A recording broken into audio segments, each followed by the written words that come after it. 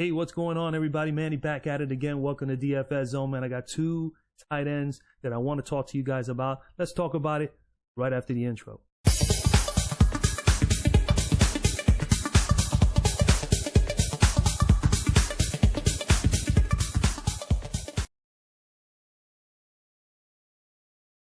All right, we got two tight ends, man, for you today. And the first guy I'm going to talk about, man, is Mr. David Njoku. David, for the Cleveland Browns, is someone I'm really going to highly target this week. One reason why, great matchup against Cincinnati. Two, he's just an up-and-coming star at tight end. He's explosive. He's athletic. He's dynamic. If he gets in the red zone, he's very dangerous in that area, hard to tackle. I mean, he's just a fun player to watch and a lot of enthusiasm.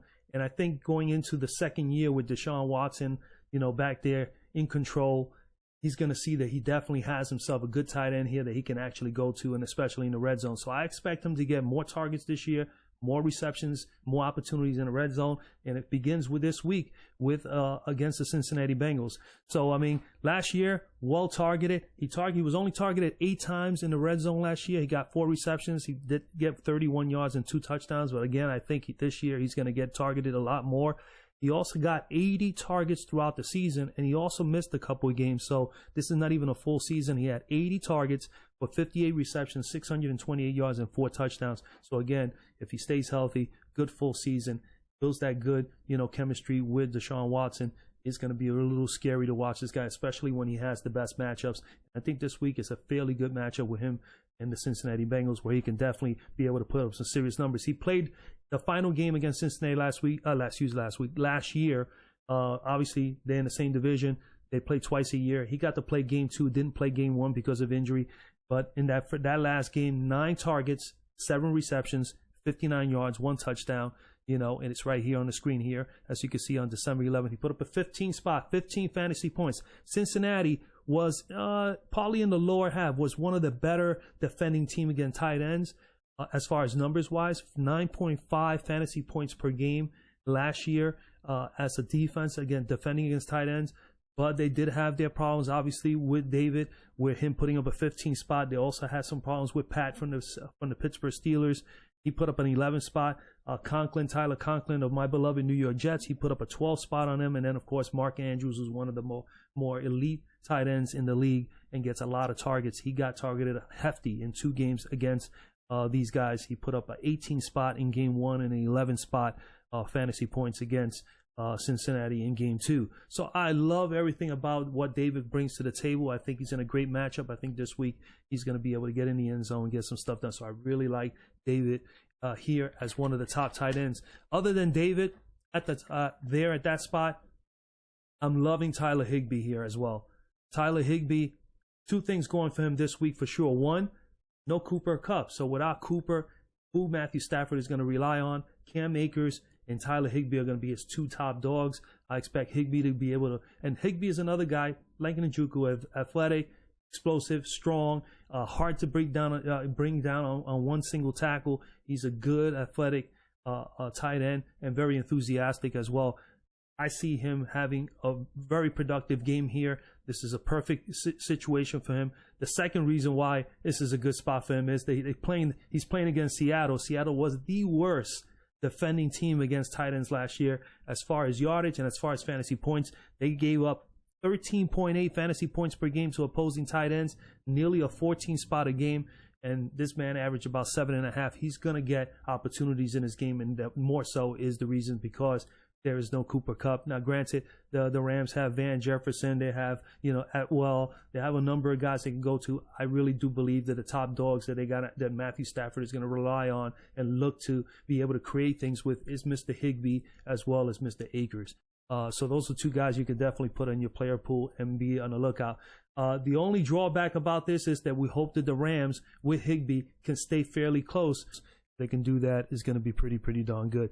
So, I mean, what other opportunities there are? There's a few. Obviously, if you look at the top here, you got Andrews. He's got the quadricep injury. Don't know if he's going to be 100%. I won't be on him. This is also a 10-point favorite. At least I think the biggest spread of the week is the Baltimore game versus Houston.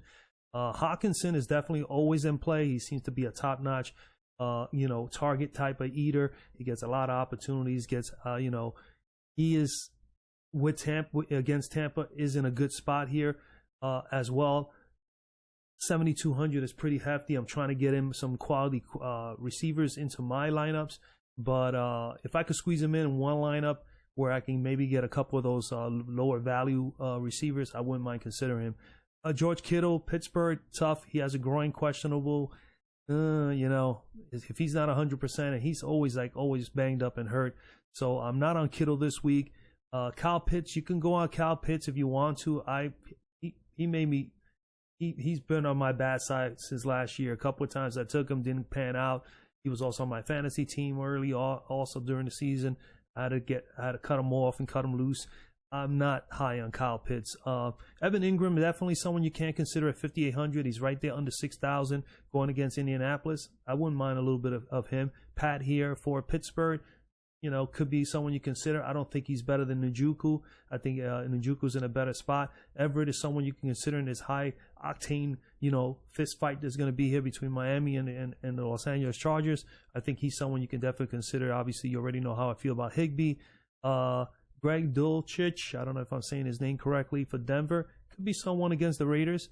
Yeah, I do like Dalton Schultz over here just to help out the quarterback, C.J. Stroud. He's going to need somebody to rely on, somebody that he can definitely, has experience.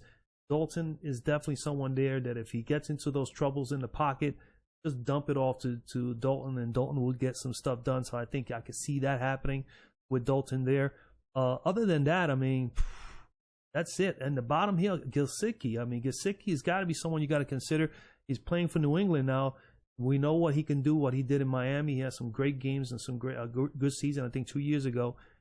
He's in a good spot here with New England simply because he's in a system where, Bill Belichick has always been known to have double tight end schemes, and they utilizes the tight ends a lot over the career of New England Patriot coach Bill Belichick team. So this could be a good spot for Gesicki here against Philly. So he's someone you could consider here at 4,800. He's not a bad little value. Just throw him in there and you'll be able to pay up somewhere else.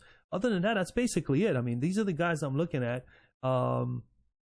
That's basically it, man. That's really it. So what I'm going to do is tomorrow and Saturday, I'm going to look over some Prize Picks player props tomorrow, because I do play Prize Picks as well.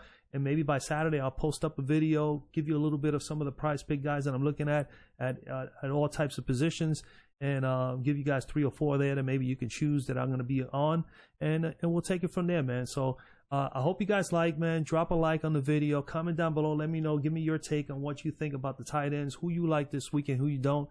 And of course, if you have not subscribed and you're looking for some free information, hey, you know what? It's totally free. Just click that button, and I'll see you guys on the next one, man. Peace out.